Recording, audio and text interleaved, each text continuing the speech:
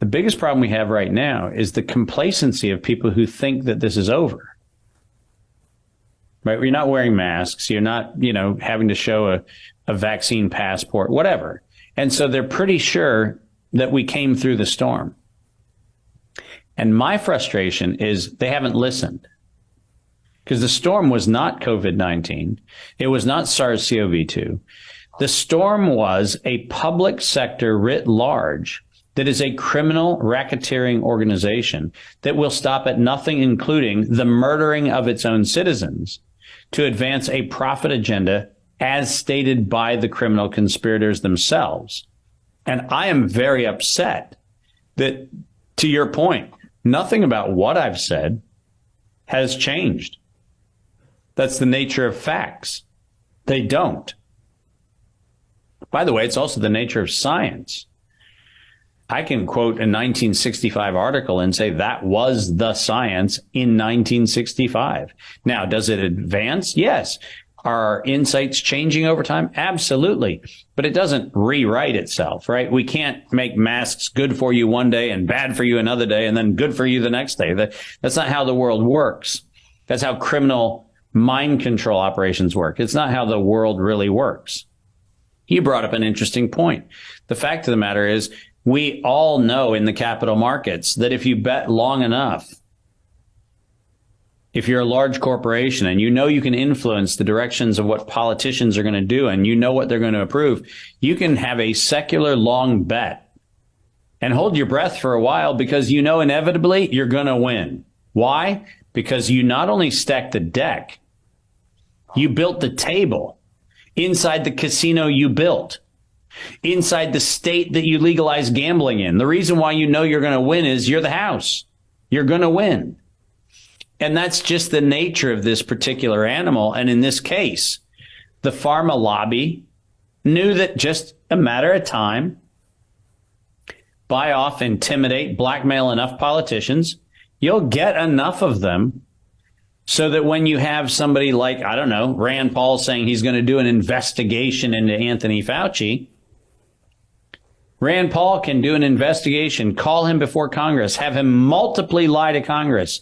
And Rand Paul never, in any of his cross-examinations of Fauci, ever has placed the October 2014 letter in front of Anthony Fauci saying, your organization, Mr. Fauci, in October 2014 authorized the gain-of-function research to keep going at the UNC Chapel Hill as evidenced by the letter from NIAID. And you just swore under oath to Congress that you never funded gain-of-function research.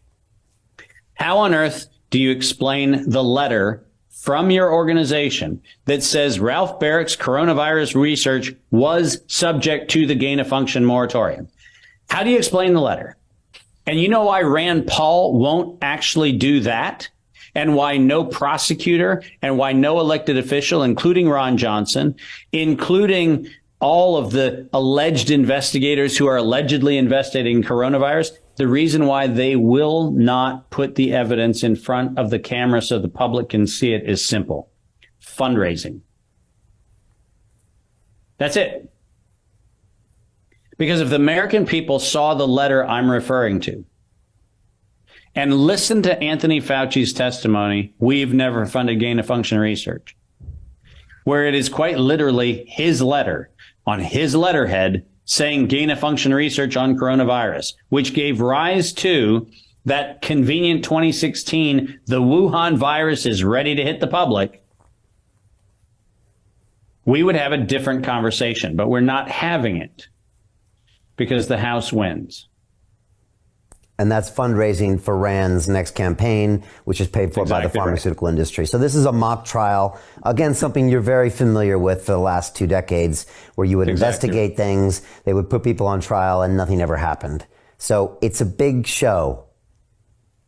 And there's not a shred of justice that the public should expect, because justice is not the objective. The theatrics are the objective, and I can assure you that Rand Paul has used his fight with Fauci as a great fundraising technique. But guess what? investors will respond if they see profit at the end of the process is not just about coronavirus. It's about Rand Paul raising money for his next campaign. What do people need to know about what's coming next? Because this might get people's attention. The WHO has now come out with this pandemic preparation treaty. Is that the thing people should look at? No. No, as a matter of fact, when I was in the European Union, I had the opportunity to be approached by an individual who wanted to meet me in Brussels to hand me a black envelope. Inside the black envelope was a proposal from the United States Department of Defense for the readiness campaign for the next outbreak.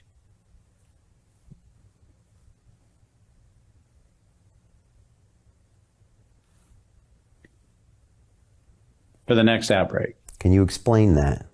Yeah, that's kind of one of those things where you sit back and go, So we actually have a contract that is circulating in Europe from the United States Department of Defense, trying to identify European contractors to be partners in the next bio attack on humanity.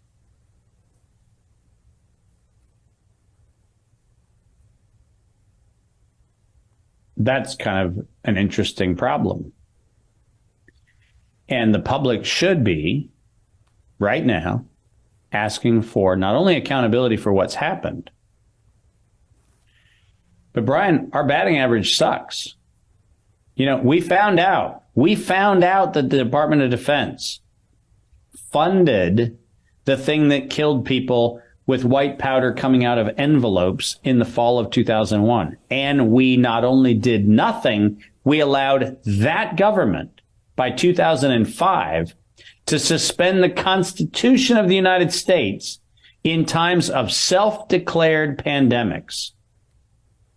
Does that sound like a good idea? Does it sound like a good idea to say to despotic leaders, hey, guess what? Let's make a law that says whenever you want, you just get to say there's a thing. Oh, and by the way, you have all the labs that are making the thing, so that's convenient. But the cool thing is all you have to do is say that there's a thing. And we, the people, get to see our Constitution suspended, our human rights suspended. We get to do that whenever you feel like it. So go ahead, fund your gain-of-function research. Go ahead and make Marburg virus more deadly. Let's make hemorrhagic fever kind of an afternoon exercise. Let's try to do as much as we can. Remember, we were all supposed to fear monkeypox because allegedly there was a gay nightclub in Germany where allegedly because of all kinds of sexual improprieties that were going on in the gay nightclub, we were all supposed to fear monkeypox. Listen, the problem is not monkeypox and it's not Marburg and it's not those things. The problem is we as a public are not demanding an end to the ill-conceived and highly organized program, which is happening right now, which is the European Union, the United States, Canada, and Australia are currently in collaboration with China on another round of multilateral self-declared pandemics. And nobody's saying, oh, hold on a minute. Did we learn from anthrax? Did we learn from SARS? Did we learn from MERS? Did we learn from bird flu? Did we learn from SARS 2.0? Did we learn from any of these things? And the answer is not only we did not learn, we have not yet even had the first conversation about demanding accountability for the real crime. Because the real crime is not the few people who died with the bioweapons. That's not the real crime. The real crime is a public institution called the government of a country who has decided that its citizens are cannon fodder for the corporate patrons' enrichment. $100 billion for Pfizer for an exercise in the mass murder of citizens.